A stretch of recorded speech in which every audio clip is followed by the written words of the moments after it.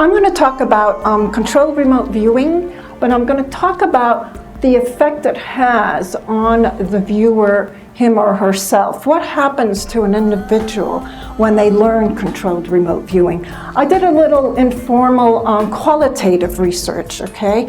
This is not quantitative, it's qualitative. And I posed the question to 12 participants.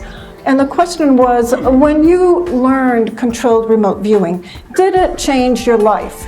Did it have any effect at all on you as an individual? The 12 participants were mostly my students. As Francesca pointed out, I teach controlled remote viewing at her university. There were a few private students and a few professional controlled remote viewers, but they were all controlled remote viewers.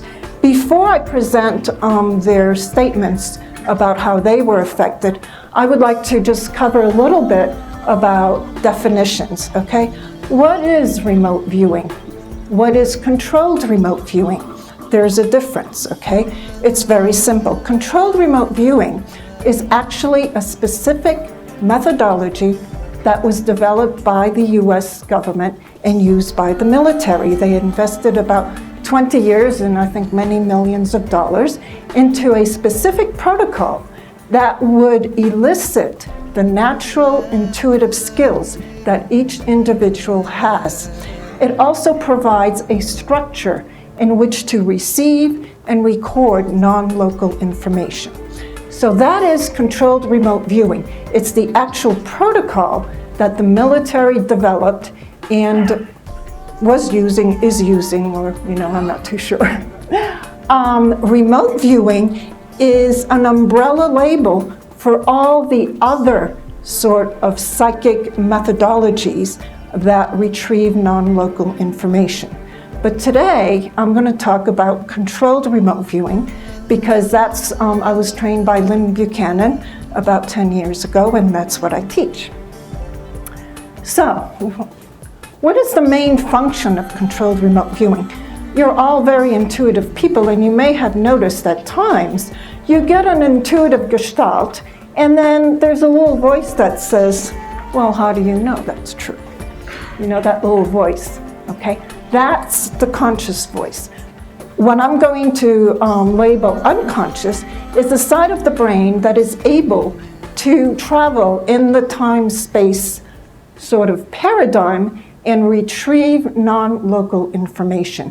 What CRV does is actually teach you how to separate those two, and then how to develop the unconscious, and then how to create a language so that you can understand the signals that you're receiving, because the intuitive or the non-local information that you receive is not always in your maternal language, English, French, or whatever. You get these feelings, so what do these mean? And then we have to derive meaning from it. But in order to do that, we have to shut off that voice that through our education and our culture we've been cultivating. So we get to an age, at a very young age, where the conscious thinks, it's really in control. Not only that, but it has a big ego. So every time the unconscious comes up with something, it just squishes it and says, that's stupid. And it's also very manipulative, because you may get an accurate gestalt. It's like round and red, and immediately you get a story. Oh, it's an apple, and furthermore, it's on the table. And then you get the feedback, and it's a hot air balloon. So this is what controlled remote viewing protocol does.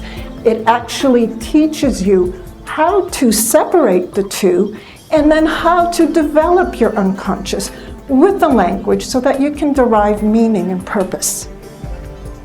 So, what tools do we have? Well, we don't have much choice. We have our body, but our body is very complex.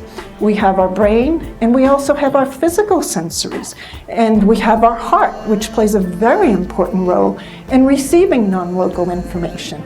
But the problem is, so the other thing to remember is that our human body, we emit signals, and we can receive signals. So it's a very complex, but it has a lot of potential. We have a lot of skills. But we don't know how it works. When we were born on this planet, we didn't come with a manual. And so does that mean that we need to ignore some of the signals that we receive? And that's the problem, and that's the problem that controlled remote viewing deals with. Okay, that was our internal system. How about our external system? What are we dealing with here? You know, what is our cosmic paradigm? What's the non-local information? Where is it? How do we connect? All these questions. We don't have the answers, but we have a few concepts that are beginning to explain some of these questions. One is the holographic system explained by David Bohm, who says the reason subatomic particles are able to remain in contact with one another, regardless of the distance between them, is not because they're sending off signals. Their separateness is an illusion. These particles are not individual entities, but they're actually extensions of the same fundamental something. And that's a quote from David Bohm. So the concept of separation, we've created it because we experience some of that on our planet, and therefore we project it out into every other possible paradigms that we're trying to explore. Okay, in a hologram, each defined space-time region contains the information in other space-time regions. I don't have to go too much into depth because you all know about this, but the bottom line is we are connected through the unity of a greater consciousness. So, getting back to controlled remote viewing, with an intention, controlled remote viewing protocol enables our unconscious, we'll call it energy field, force, whatever you want to label it, we need to use some words, to connect into and travel through this cosmic hologram to obtain information. So again, the CRV protocol keeps that voice busy that wants to be in control. So in the protocol, we give it tasks, okay? And the tasks are, in phase 1, you do this. In phase 2, you go to the right-hand side of the page or whatever, back and forth, so that when the unconscious collects non-local information, that ego conscious part of the brain is going to say, well, I'm very busy. I'm doing the most important task here, and that's remembering which side of the paper to write what. And so this whole flow of information comes in, okay? But we still have another problem. The flow of information, like I said before, does not always come into the language, you know, English, French, German, or whatever. So most of it comes in signals. And so, you know, we get goosebumps, we get a feeling in the stomach. What does that mean? The controlled remote viewing protocol helps you develop this into a language and derive meaning. Okay, so what it actually does when you think about it, it opens your aperture into the connection with the holographic system. Okay, so what happens for some of you who aren't not too familiar with controlled remote viewing? What happens to the viewer?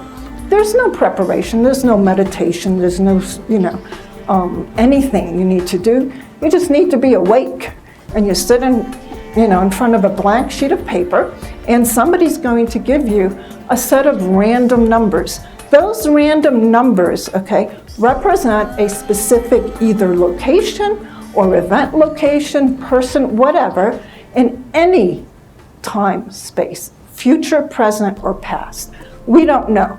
We have a blank sheet of paper, we receive those numbers, we write them down, and then we follow. We put that conscious mind that really wants to be in charge of it, go ahead, you know, do your work.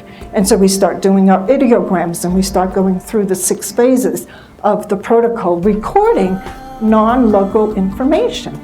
Let me give you an example from one of my students. This student had been battling for about 2.5 months with her consciousness. Remember that example I gave you with the apple? Well, she had a very creative mind. I mean, that apple had little leaves sprouting and all that, you know. Meanwhile, it was, you know, a hot air balloon festival, okay? This is just an example. That's not what she did. What she did do one day is hand me in her session. She just took the coordinates, and at the end of her session, she drew that turtle. And then she got the feedback. Okay, this was the target. So what actually happened here? Okay. The viewer receives feedback that demonstrates he or she has actually accessed the target and correctly seen characteristics of the target. So this is proof of time-space travel. Okay, this is not an intellectual understanding of how controlled remote viewing works. This is actually, wow, I was just sitting here and I actually went to the site. What do you do with that? Can you come back to your old model of reality? You know, where are your reference points? What happens to your sense of comfort zones? Boundaries. What are boundaries anymore? So there's a tear through the fabric of our perceived reality. So one of the themes that came up, obviously, was a sense of no time-space boundary. The realization that I can go anywhere and see anything. Experiencing a session when I was literally floating over a mountain valley and seeing everything that was there to see was both awe-inspiring and adrenaline-pumping, to say the least. Okay, this is a verbatim comment from a student who experienced what I just showed you. There's a sense of cosmic connection when you really, and I mean really, start to understand the entanglement of everything. When you see and feel the connectedness of the universe, then the world never looks the same again. How could I ever hurt another human being or living thing when I feel connected to them? Okay? There's a sense of evolution of one's consciousness. I find myself as an outsider observing everything inside a snow globe. Looking back now, these are three different people. I was just a zombie walking through life.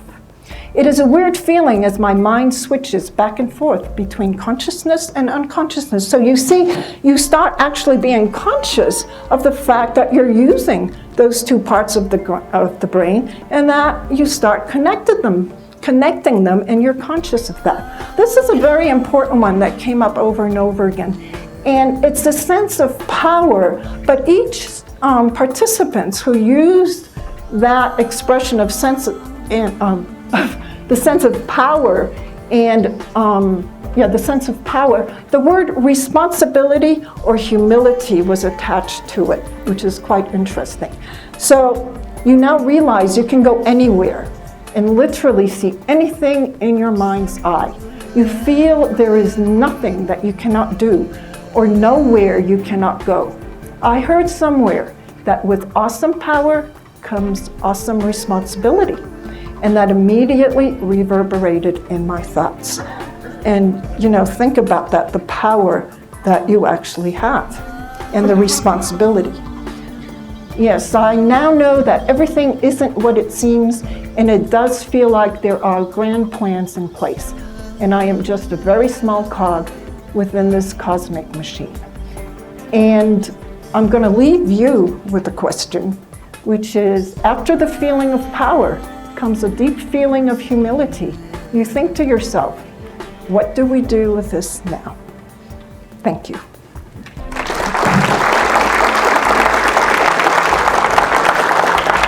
Thank you, Dominique.